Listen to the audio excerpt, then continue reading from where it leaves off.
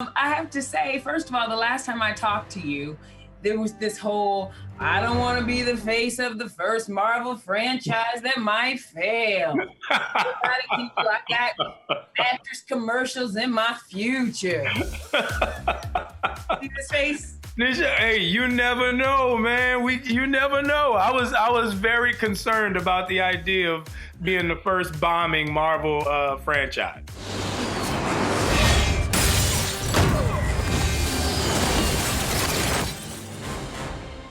We can say now that is not the case. Do you feel some kind of way, though, with the overwhelming, love that this franchise has gotten? First of all, I wish I was watching every episode with you. I was talking back to the TV, screaming, yelling. I have things to say. Nah, it's funny because I've watched all the episodes with my sons, and their reactions were so funny, man. And I became a spectator. I became an audience member and was able to let go of it and watch it with them. So it was a lot of fun. I had never had the experience of just sitting back and enjoying it as a parent instead of an actor in the show. So the overwhelming appreciation and love is something I expected because I'm a cup half full kind of guy. Yeah. And just because there's one annoying person on the internet, that doesn't cancel out the millions of good people on the internet. So I just look at it that way. The only power I have is that I believe we can do better. We can't demand that people step up and we don't meet them halfway. Well, the internet seemed to be very happy. But I wonder, you said you watched it with your sons, which I think is interesting because too, then they get this vision of a Black Captain America, not just dad, but a Black Captain America. How did that sit with them? And did it really resonate with them? And how do you feel about now being the face and kind of the role model for a lot of other brown kids that are going to look at you and think, wow? Well, it's funny because my little ones, they looked at it and we're all sitting in the living room I make my popcorn and my gourmet popcorn and we're eating the popcorn and they're looking at the screen. They look at me once the popcorn is gone. They look at the screen. They're like, Dad, that guy looks just like you. And I'm like, I know. And the 5-year-old goes, he sounds like you too. So the older two are like, I can't believe these dudes aren't getting it, but they can't put together that I'm on TV and on the couch at the same time. So the little one goes, Dad, you could be Captain America. I was like, thanks, man, I appreciate it.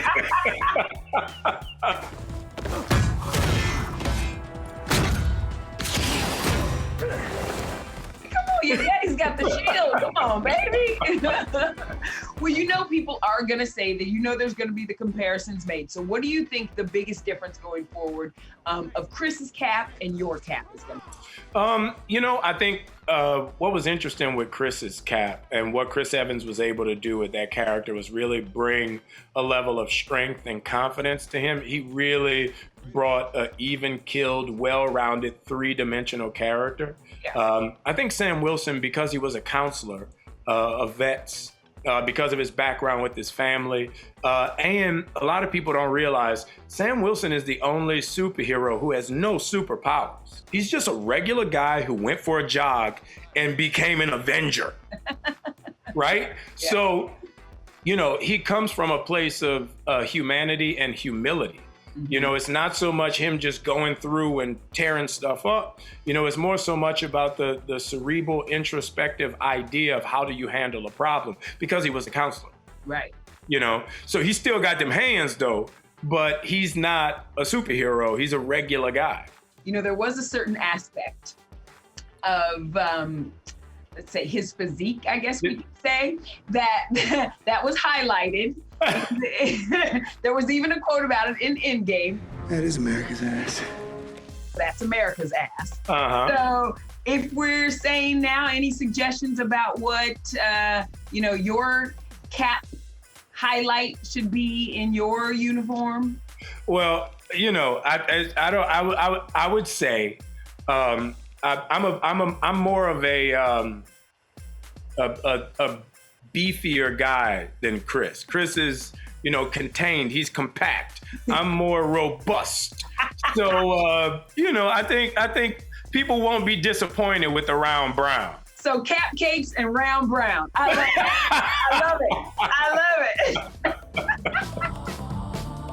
it. This final title card was Captain America and the Winter Soldier. Yeah. So people think this is going to be the title of season 2. Is there validity to that? Is there a plan in place?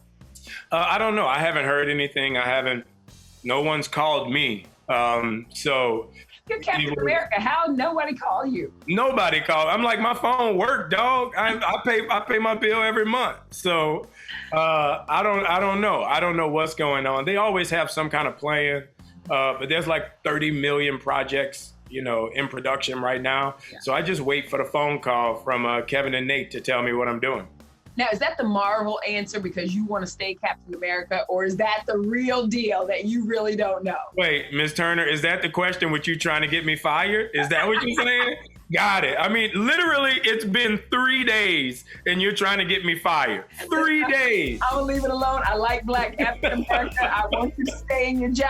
I'm going to leave it alone. But what does this mean for Bucky then? If that is, the title card was Captain America and the Winter Soldier, what does this mean for Bucky's story going forward? I don't know. I mean, look, Sebastian's one of my dear friends. I think it's obvious that we work extremely well together. Very. So the idea of, us being a duo, it ain't that bad of a thing. No. I think everybody get what they want. You get the glaze and you get the chocolate glaze, So it's like everybody get the donut they want. So I think we'll all be happy with that. There's story to be told. He was flirting with your sister. I want that to happen. I know. I'm like, what are we doing right now? Yes. I'm Bucky. Sarah. I want that to happen, for sure. Well, these boots are not made for walking. Can we talk really quick about Julia Louis-Dreyfus? First of all, thank you, Lord, for bringing her to the Marvel family. Yeah. I know that she was supposed to debut in Black Widow, and they kept it under the cloak of secrecy for sure. Was this the first time you saw them? Because she really was under a cloak, like a big giant cloak. Was this the first time you saw them do something like that to keep a secret? Usually when we're on set, we're all cloaked and all that stuff. Julia Louis-Dreyfus was kind of like a surprise to everybody. We got to set one day and it was just whispers, like, yo, you know who's here today? And I'm like, who's here? What's going on? Who's this person? And she was really sweet. She played the game well, came on set and was just like a regular actress. That was the first time I'd seen them get somebody who is amazing like that. And they show nobody expected that. We knew because we were on set and she played the game really well. Well, I need more Val. I need to know what's happening. I'm ready for it.